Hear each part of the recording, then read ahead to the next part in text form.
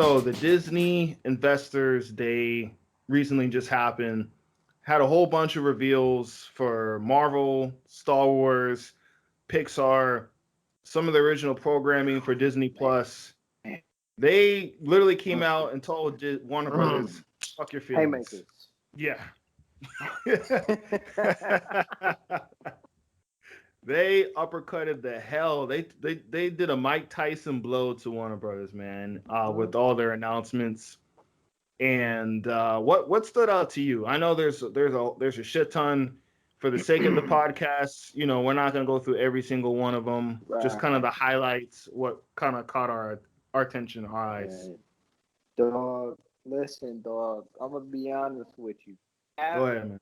my bad, not Cap, but Falcon and Winter Soldier was a haymaker, dog. Mm, Like I watched that trailer, and in the back of my mind, I was really thinking, like, damn, this is they really giving this away for 11.99 a month. You know what I'm yeah, saying? yeah, Like man. they really they really out there playing with the they playing with the ace of spades, with the deuce, the guarantee, and the baby joker off of the strength of that trailer right there. I don't know what's gonna come after that, but that shit just looked amazing to me, man. And I'm just happy.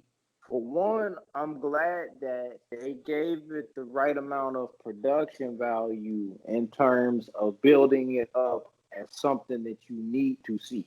I still haven't watched season 2 of The Mandalorian. Obviously, we seen the trailer for WandaVision earlier this year, but fucking Falcon and Winter Soldier is the closest thing that I've seen on a premium TV platform since Game of Thrones in terms of production value. And it Mm, might even be above Game of Thrones based off of the credibility and the level of anticipation that they have there. Like, they really have something special based off of what I've seen in that trailer. I'm not gonna say that it's fail proof because it still has to be watched. We still got to get through the entire run of however many episodes that season is going to be, but that looks damn near fail proof. You know what I'm saying? Damn near fail proof in terms like that looks far enough. Think about it this way, right? The best season of Daredevil is either season 2 or season 3. Season 3 is arguably the peak of that TV series. But let's really think about production value. Let's think about special effects. Let's think about set pieces and scene placement and everything like that. There's nothing that you've seen through 3 seasons of Daredevil on Netflix that matches seeing a CGI Falcon. Sam Wilson flying through the sky. There's nothing that matches that.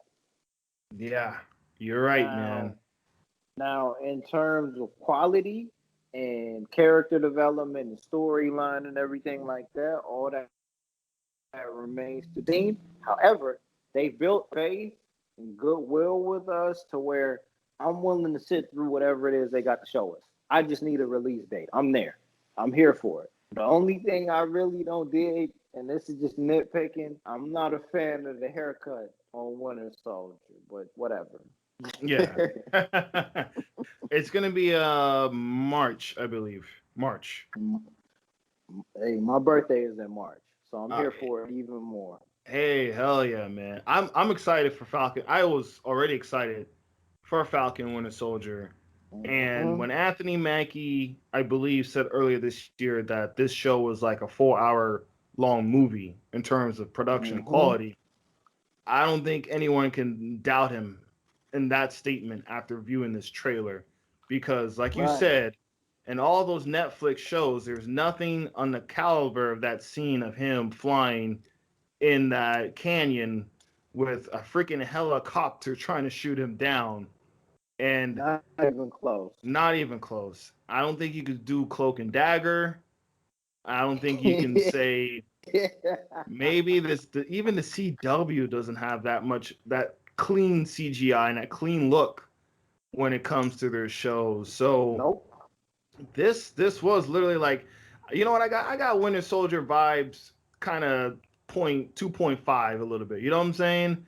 I like the chemistry between him Mm-hmm. and Winter Soldier. That's gonna, dude. They're gonna rock that shit, man. I'm looking forward to him, kind of earning Bad that boys shield. too.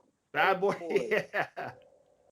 Essentially, I mean, I'm looking forward to him Fast, earning too that shield. furious. I was saying too fast, too furious. Yeah. What else stood out to me?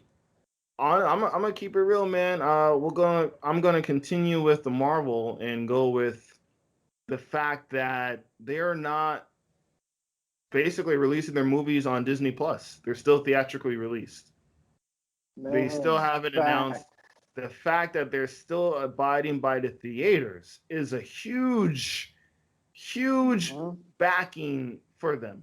Huge backing for Yep. the theater industry. That is Yep. literally saying that we're gonna ride or die currently as it stands, because it could change. It could change Mm-hmm. later on. But the fact that they're like, no, these heavy hitters are coming to theaters regardless. Like they're not going to Disney Plus. You have to go to the movies to see this.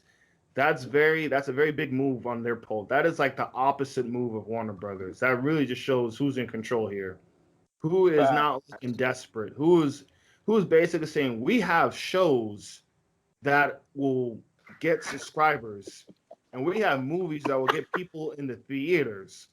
We don't need to offload. Like we're in such a position that we could Man, literally theatrically release these movies, take a hit, and it won't sure, we may not make the money we did before, but the fact that we're gonna still do it shows the strength that like, yo, we're like almost untouchable right now, and we're still gonna give you movie quality shows. We're man. making movies in the theaters, and we're giving you movies with our television programming on our streaming network, while the other team is just basically drop the bag, said I give up, waving the white Mm-hmm. flag. I mean, Mm-hmm. yeah. I mean, the streaming wars, that's a whole nother topic and discussion. But the fact that they stood by the theaters for this that was really powerful statement so far. We'll see if I, that I changes. I respect it. And I mean, one of our first videos that we did on our channel was talking about the Fantastic Four. And the fact Yes. that they've announced that the Fantastic Four will be released in theaters, I mean, I'm not overly excited about it because that's not coming out anytime soon, right? Mm. That's not a secret either. I'm sure behind the scenes they know who they want to cast for it, but at least 3 to 4 years before, or 3 to 4 years away from a live action, actual theatrical release date of a Fantastic Four movie. But the fact that they're still working behind the scenes, and like you said, they're still sticking to the theatrical releases. They're not packing it in and losing faith in having consumers get into the theaters. Everything is subject to change. Nothing is set in stone. But I have to respect that they are willing to go with what got them to where they are now. The fact that they're still doing it, and the fact that it just shows confidence and strength of the branding and Mm-hmm. their products, and they're That's a not desperate flex. for it's a flex, and it shows that we're not desperate. We're not desperate. You know what I'm saying? Like we don't need to do that. Like it's gonna come anyway. Damn, I know we're going on a little tangent of the streaming Nah. platform, but if you think about it, the platform is so successful based on one successful show. You Uh-huh. have one show and a season two that's continuing off this one show, The Mandalorian, and they already have Uh-huh. so many subscribers. Just imagine when all these Marvel shows, and all these other shows they Man. got hit the platform, which is what we talked about Uh-huh. before. You know what I'm saying? So it's looking bad when one company has to release their $200 million plus blockbusters to get subscribers, while the other Facts. one says we can release 50 We million, already 100, yeah, TV we already productions. had this in the talk. They Yeah. already had this in the talk. Like they already were planning on releasing this to this platform. Like 2020, before everything happened this year, 2020 was a layup year for the MCU. The only major release they were planning on doing this year was Black Widow. You know what I'm saying? And Yeah. it's not a coincidence that they were only planning on releasing Black Widow in the year 2020. Nothing else was really on the schedule for this year. They wanted Black Widow to be able to breathe enough to where the following year they could give you that premium, television content to set you up to go to the theater later on in 2021, excuse me. But it is what it is. I'm not mad at it because this is what Disney Plus needed to get that subscriber count up. This is what they needed to be able to get people. And I am still excited for WandaVision because I'm looking forward to the type of content on Disney Plus that blurs the line a little bit. You know what I'm saying? That makes you a little bit uneasy with what you're actually watching, right? Yeah. With Falcon and Winter Soldier, you're still getting a straightforward, linear superhero story. It's not necessarily a coming of age story, but it's more of a situation where the two of them are stepping out of the shadow of Captain America. Like, let's not get it twisted. We've already discussed this on prior conversations, right? The best Right. singular movie based on any character was Captain America Winter Soldier, right? Yep. That was the debut for Bucky Barnes as the Winter Soldier and the debut for Sam Wilson as the Falcon. The last line of dialogue in that movie came from Anthony Mackie as Sam Wilson, if you go back and watch that movie. The very last line of dialogue in the last scene of that movie came from Sam Wilson. That movie put the two of them over to be able to be presented in these next two movies. One of the best moments in the history of the MCU was, let's see, 4 words, Cap on your left. 4 words, on Cap on your left. And that came from who? That came from Falcon, Winter Soldier. He got the shield. This series is literally meant to put them over to where when they appear in a big movie later on, it's like, oh shit, we done had these dudes since 2014 and it's 2025 and they still here rocking right now. They still here banging out. We got Sam Wilson with the shield and we got Bucky Barnes as a 200-year-old man still out here chopping shit up. You know what I'm saying? Yeah. And even though we didn't get a trailer for it, with WandaVision, I think this is the closest thing that we're going to get to a MCU version of what you got with Legion on FX. It might not go as far left and as far as non sequitur as that show went, but I'm looking forward to that to see how creative they can get with the mind games and making people kind of piece together what's going on. You know what I'm saying? Exploring. I've never seen, to this point, we've never seen a live action version of what the afterlife looks like for a superhero. And I'm interested to see what WandaVision does to give us insight into a live action version of that. You know what I'm saying? Yeah, man. No, you're right. I mean, I like that they started out with WandaVision because Mm-hmm. because it gives the viewer something different. It's a fresh new perspective.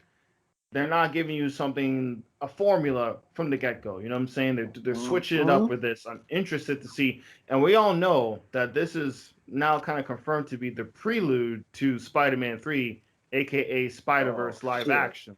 Oh shit. This is a prelude to that. This is literally a 3-part series. We got WandaVision as the beginning, Spider-Man 3 Spider-Verse live action is the middle, and then Doctor Strange in the Multiverse of Madness is your finale. That's your part 3, and that ends that whole conclusion right then and there. So this is the shit that's gonna start it Oh all. yeah. Oh Very yeah, important. Oh yeah. and we got one other thing here. She-Hulk, right? We got She-Hulk in the tuck right now. And I mean, I'm not sure if this is confirmed. You might be able to clear this up a little bit more. But we got Daredevil making a comeback. Yeah, man. I mean, I'm excited, man. Charlie Cox is back as Matt Murdock.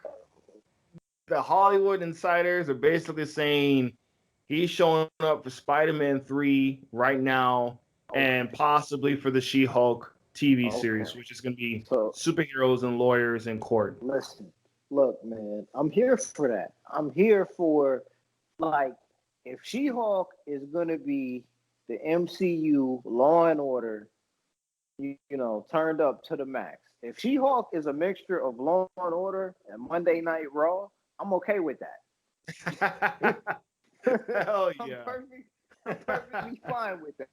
I'm good with that right there. If we get Matt Murdock and if we get Charlie Cox portraying Daredevil, and even if we get him just portraying Matt Murdock in court on She-Hulk on Disney Plus, that validates everything that happened on Netflix. That validates everything. That validates Luke Cage, in my opinion.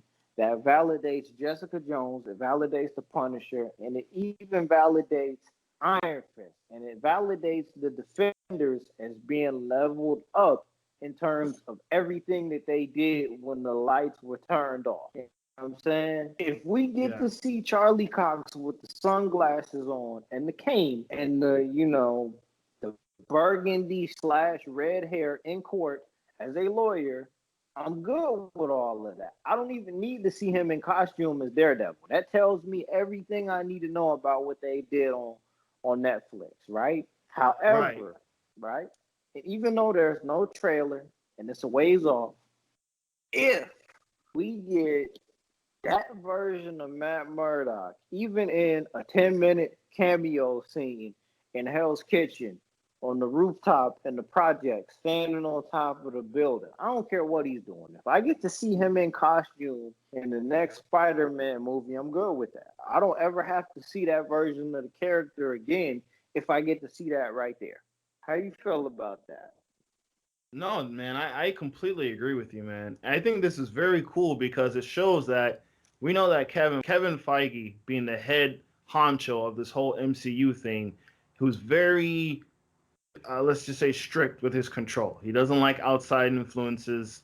He likes to be in charge, in command of this vision of the MCU, which has led to phenomenal results, and it's pretty much the way to go, as far as I'm concerned. This, like you said, validates that Netflix series, that Netflix era of those superhero Uh-huh. television series. And I think it's really cool that he includes Daredevil and he's including like people like Ryan Reynolds in Deadpool 3. It shows that Uh-huh.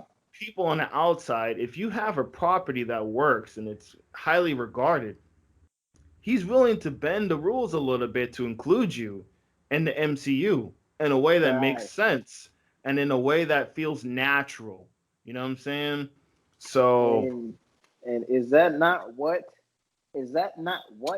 the comic book industry used to be before exclusive rights went to individual movie studios? team ups, But but let's Fantastic not Four. get Yeah, too yeah, let's yeah. let's not get too far out of pocket, right? Right. Like they dropped the haymaker yesterday. Yesterday was Comic Con. You know what I'm saying? Fucking Disney did a DC fandom without saying that it's a fandom. They just Right. said Shadow invest drops. shadow dropped it investor day, and everyone's like, oh, I don't care about no freaking numbers and their finances. Okay, Disney parks aren't doing so well for 2020. No big deal. But Oh, nah, okay. they dropped Fuck 20. they said you're gonna buy the bundle, goddamn it. There you are. And Yeah, again, price of the brick going up. 2022. Price of the brick going up. yeah. With Man. shit, you know what? I'm here for it. If they deliver on all this shit, and this shit's what it is, man. Like I can't fault them. I cannot fault Nope. them for raising the brick on the base, on the strength, and the quality of the shows that they're showing. You giving me Daredevil and She Hulk, you know what I'm saying? And you putting Daredevil in Spider-Man 3. You're giving me Falcon and Winter Soldier movie quality TVs, and all this shit is canon and ties Man, into your movies. Like, man. come on, man. Like, let's be real. Like, Like, of this ain't course I'm no gonna go to this ain't sleep no late. three-year old movie being revamped as something new. Not at all. Like, this I'm is sorry, I had to put the literally Snyder diss in there. no, Man. you're right.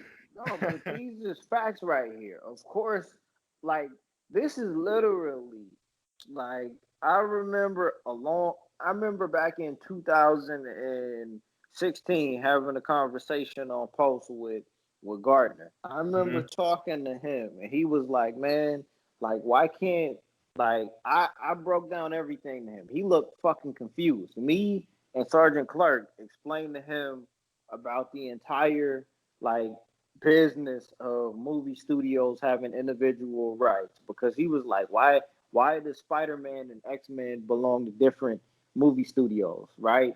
But think about it this way. How many like back in the day there was a cameo from Spider-Man on X-Men animated series where you just seen Spider-Man's hand shooting a web, right?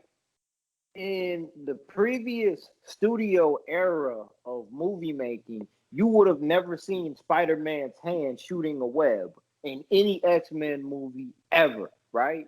But now Yeah. you could potentially see a teaser for X-Men movie in Spider-Man. You could see a teaser for Fantastic Four and Doctor Strange. You can see a teaser for Blade and Guardians of the Galaxy, even though Guardians of the Galaxy and Blade have nothing to do with each other.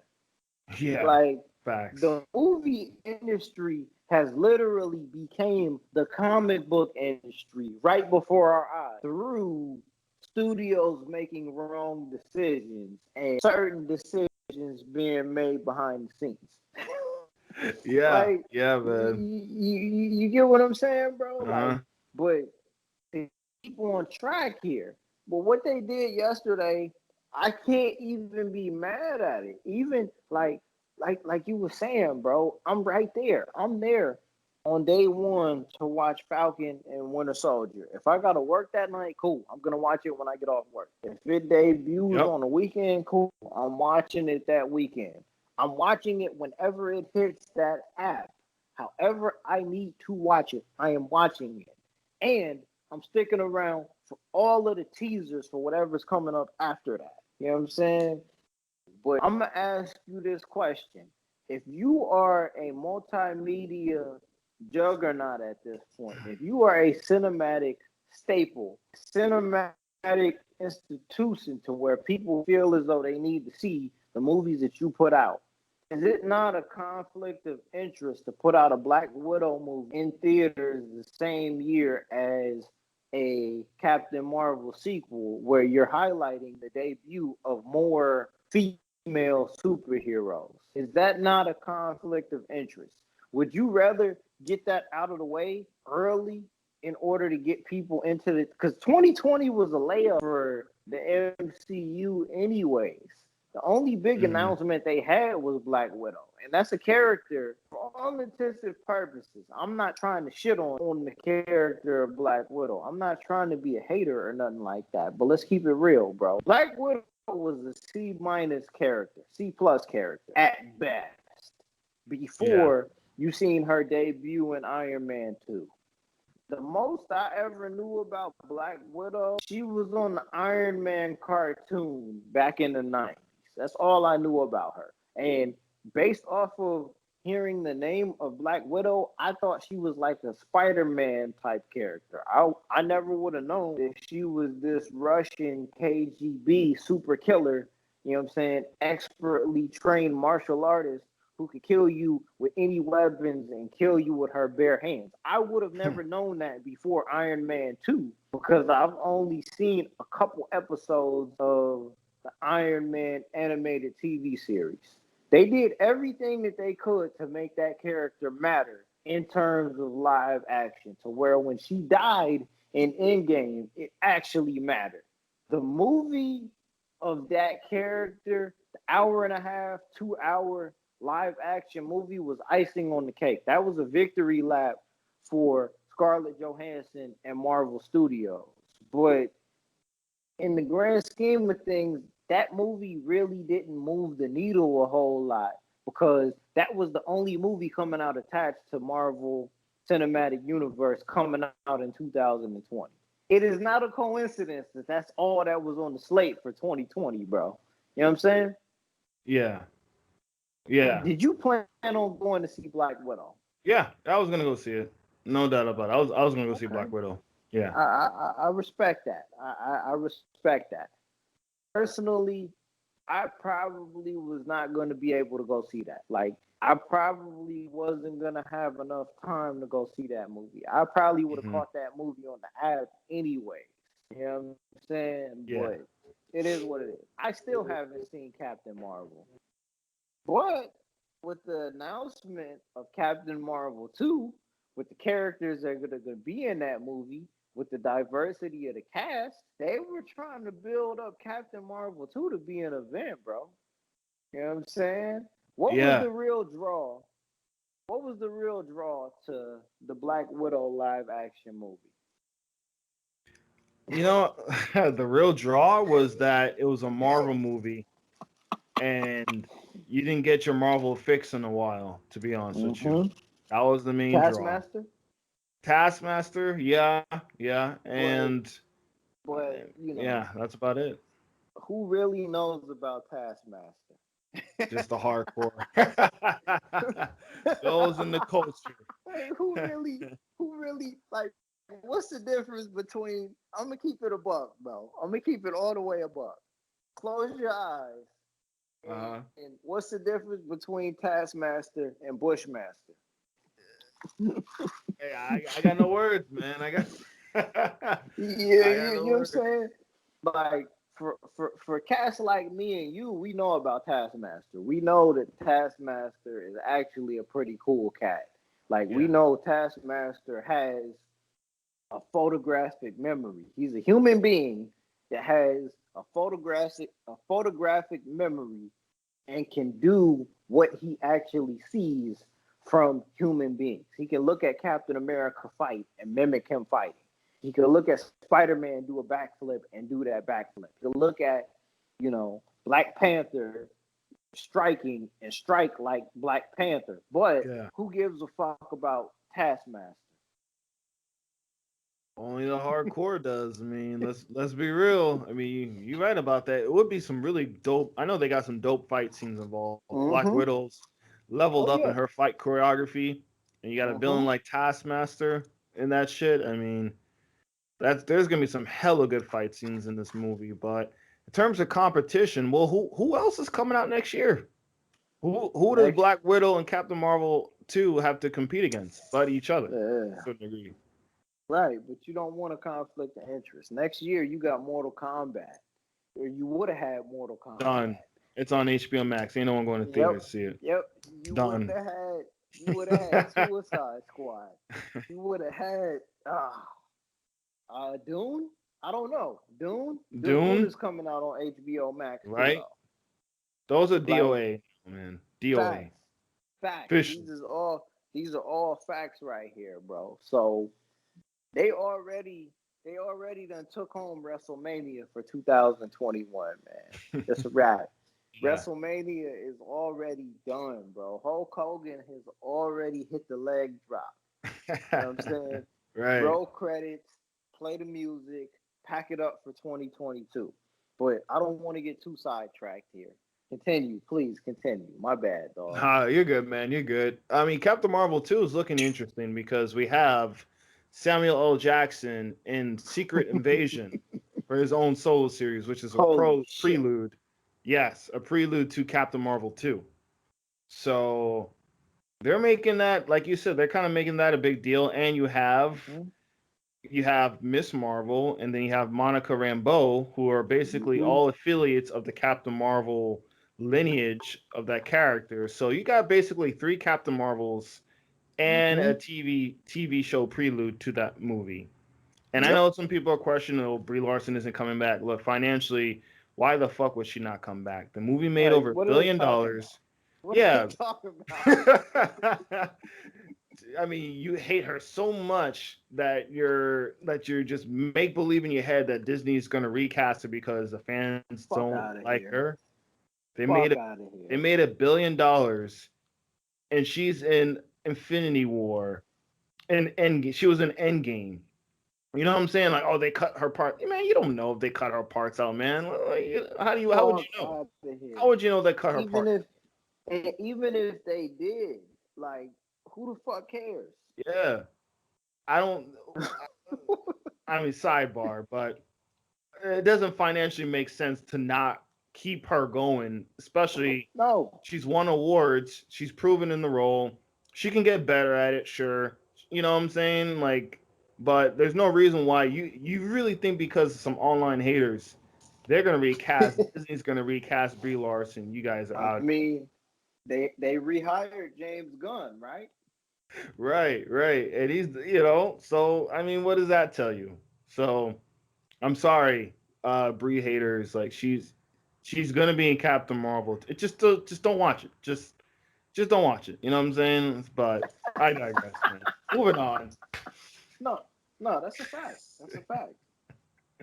Moving on. And if you don't want the Miss Marvel, if you don't watch the Miss Marvel Disney Plus show, don't watch it. You know what I'm saying? Like I'm Don't not watch it. interested in it. Cool.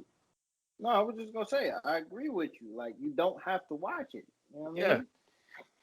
Yeah, I'm not interested in Miss Marvel. I might check it. I might check out an episode or two, but it's not really my cup of tea. But I'm not gonna be like, fuck Miss Marvel. That show's ass. Like, I mean, so yeah, shit. I didn't watch Black is King neither. What the fuck? I didn't watch that either. oh man. Oh snap, yo. So yeah, Captain Marvel 2 is looking, yeah, it's shaping up nicely. Honestly, to me, some of the what was surprising to me and shocking was that you have Don Cheadle with Armor Wars, and you also announced Riri Williams in her own show. And I don't know, man. Like you said previously about Don Cheadle's too good of an actor for Oh yeah, this kind of damn treatment. right. I agree, and I And stand by that. yeah, But go ahead, man. No, I go ahead, go ahead. and look, it's not just Don Cheadle. Idris Elba was too good of an actor to get jobbed out within the first 20 minutes of Infinity War. You know what I'm saying?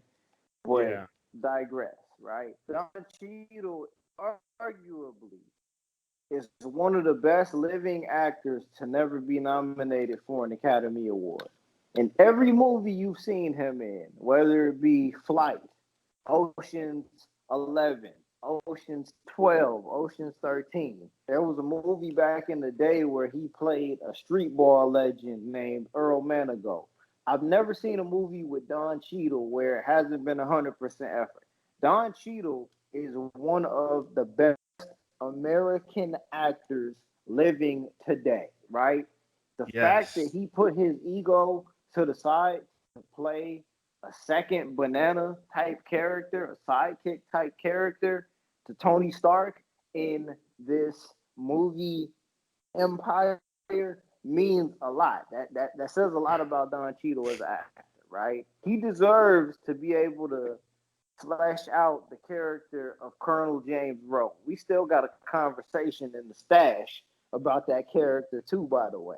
yeah, But honestly, I think Don Cheadle is too good of an actor to limit himself to a series about a B plus character, because it's not like he got put over in the way that Sam Wilson got put over with getting the shield at the end of Endgame, right? yeah, He was definitely established as the sidekick to Tony Stark throughout the entire Infinity Saga.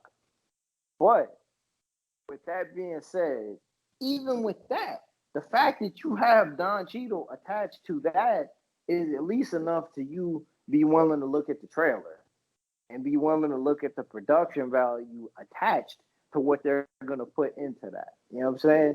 I still think Samuel Jackson is too good of an actor to be attached to a series on Disney Plus, in my personal opinion. I don't want to see Samuel Jackson as Nick Fury if it's not going to be in any movies, but he already put in the work doing the cameos to where you damn right Samuel Jackson needs to be the main character of a TV show, even if it's meant to introduce other characters. You know what I'm saying?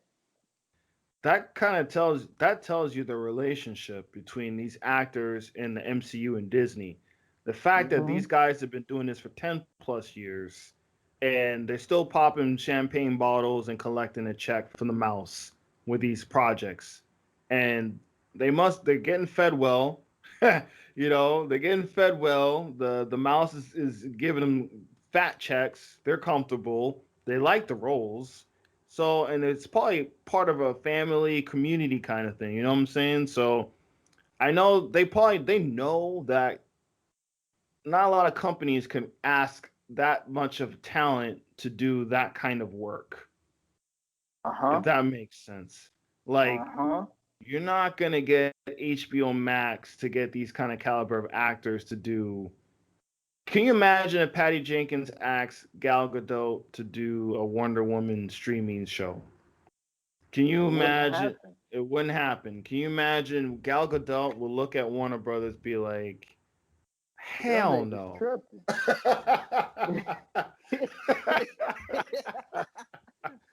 That right, you know what I'm saying? In the Russell Westbrook voice, man. Y'all Right. niggas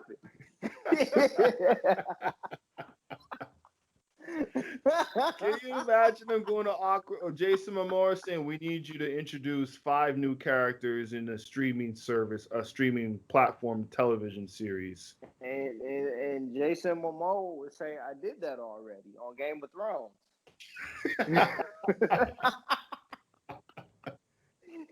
Yeah, I mean, you're right, man. We got John Cena as Peacemaker, and like, Yeah, but that's yeah, but I mean, to be honest, John Cena is still establishing his profile right, in right, right, Hollywood. The right. Rock ain't doing that. He ain't Uh-uh. The Rock that shit.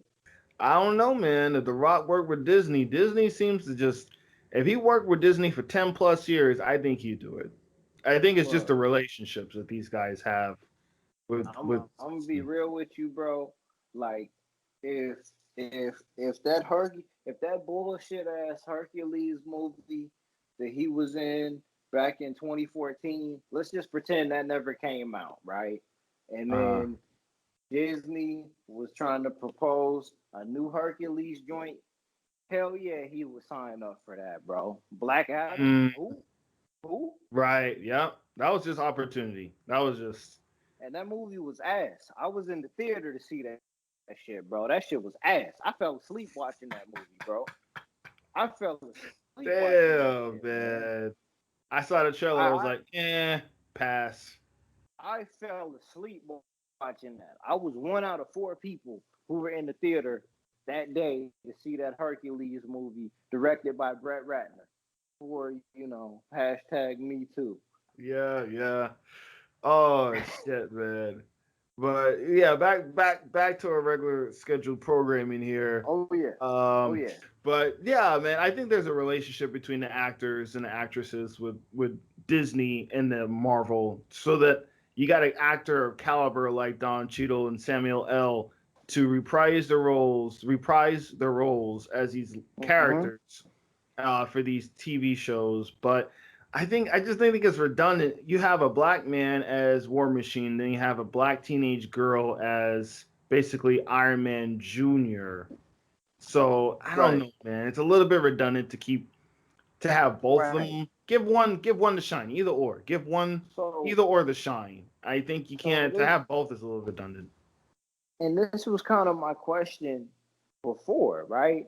With HBO Max and what they're trying to do with the Peacemaker TV series and even a Guy Gardner Green Lantern TV series, obviously you know what type of direction they're going to go into without Yeah. even having to speak on it, you know that they're going to lean more towards pushing that envelope a little bit, right? To Right. where you know that it's going to be something different than what you're getting across the street. The only question that I have is that at this particular point in time, like they were able to make Ant-Man into a box office franchise that actually produced two very good movies, leading into a third movie that is highly anticipated, right? Right. But at what point does too much of a good thing become too much of a good thing? Because it's definitely possible. I mean, you could like shit. You drink too much water, it can kill, right? But Yeah. and that's a true statement. So, at what point does too much of a good thing become too much of a good thing? Do we really need Ironheart TV series on Disney Plus? Is this something that we need, considering that what is really the difference between Ironheart, if we're keeping it all the way above? What's the difference between Ironheart and King T'Challa's little sister? Oh shit. One's American, one's African. There you go. Boom. On to the next one, right? Like, Yeah. I mean, what else is there to really say about that? I don't want to Yeah. be overly critical because I know that they can do something in a way to where it means something, but shit, I didn't watch the Inhuman. That was a flop. All the way to the point where they want to pretend that that never happened. And then we just moving on to the Eternals with Angelina Jolie. And you see what I'm saying? Yeah.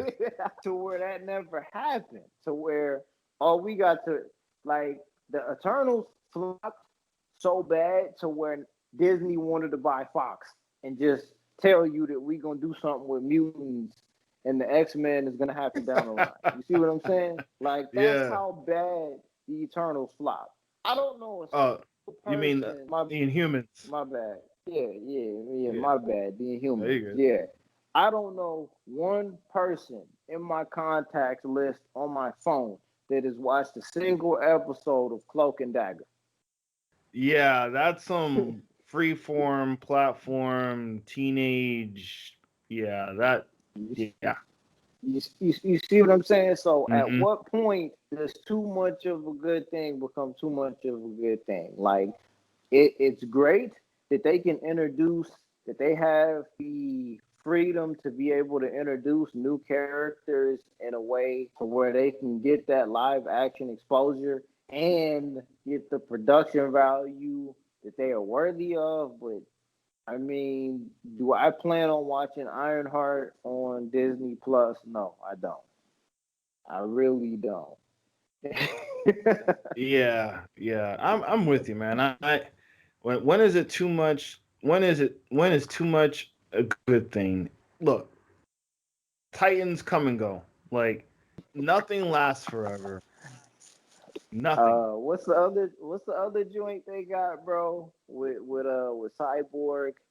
What is that shit, bro? What is it, man? We got Cyborg and what? What is it, man? It's another show that they Doom have Patrol. on the Doom Patrol. Who watches Doom Patrol? I hear it's good. That's I heard the Swamp Thing was good too, but that shit got canceled before the first episode premiered. You know what I'm saying? Before the end of the first season, that shit got canceled literally before the first episode of Swamp Thing yeah. premiered on whatever app that was premiering on. It got canceled. Mm-hmm.